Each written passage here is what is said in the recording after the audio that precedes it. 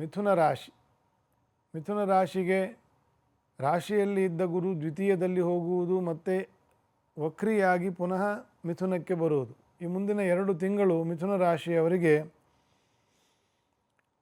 ನಿಮ್ಮ ಜೀವನದಲ್ಲೇ ನೋಡಿಲ್ಲದೆ ಇರೋಷ್ಟು ಶುಭ ಕೆಲಸಗಳಾಗ್ತದೆ.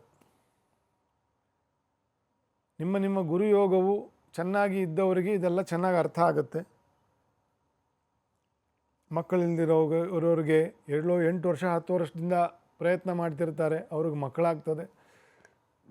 ಈ ಮುಂದಿನ 2 ತಿಂಗಳಲ್ಲಿ ವ್ಯವಹಾರದಲ್ಲಿ ಕಳ್ಕೊಂಡಿರ್ತಕ್ಕಂತಹ ಉನ್ನತಿ, ಕೀರ್ತಿ, ಹಣ, ಜನ ಇದಕ್ಕೆಲ್ಲ ಪುನಃ ರೀಲಿಂಕ್ ಆಗಿ ಪುನಃ ವಾಪಸ್ ಬರ್ತಕ್ಕಂಥದ್ದು, ಪುನಃ ಇನ್ನೊಂದು ವ್ಯವಹಾರಕ್ಕೆ ಅನುಕೂಲ ಆಗ್ತಕ್ಕಂಥದ್ದು, ಇದೆಲ್ಲ ಭಾಳ ಅಪರೂಪವಾಗಿರ್ತಕ್ಕಂತಹ ಗೋಚಾರ.